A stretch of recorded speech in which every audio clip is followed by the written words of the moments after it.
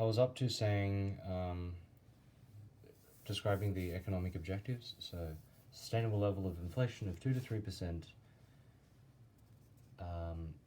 external stability in meeting Australia's external obligations to the rest of the world, and a more equitable distribution of income.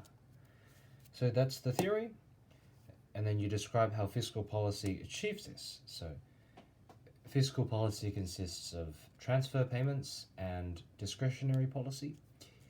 Each of these policies affects the level of aggregate demand. For example, transfer payments, which occur during a recession, they occur because more people are unemployed, leading to higher transfer payments, leading to higher aggregate demand, and as seen in the diagram, leading to higher GDP. So that's a theory. Now we want the example. So the recession 2008 to 2009, Kevin Rudd did $50 billion in stimulus to try to do expansionary fiscal policy. And then the proof, Australia's GDP growth was still 1% even during the recession, 1.8% during the recession, despite the world economy contracting. You also might want to mention the recent policies. So these ones. So the path policy. So the rationale for this is long term, right, as opposed to short term. What else did they do? They did the tax cuts. Tax cuts to boost, well, mostly boost investment. Yeah, boost investment, which is a component of aggregate demand, but you might also get a high level of human and physical capital, people and buildings, leading to high aggregate supply, which is long term.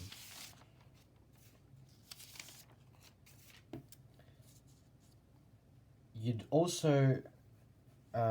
also should link your essay to contemporary macro issues. So what's going on in the real world? What's like why the need for certain policies? So as an example, China's GDP growth. Always talk about how China's Australia's biggest trading partner, with 50% of two-way trade. Its GDP growth has slowed down, leading to the need for fiscal policy to sustain long-term growth. So they're looking for new sources of growth, meaning non-mining.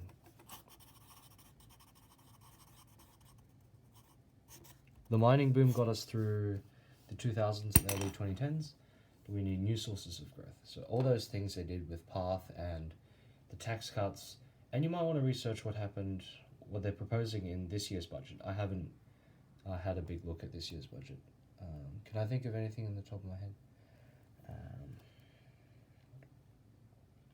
I can't. But if you have any trouble, just message me.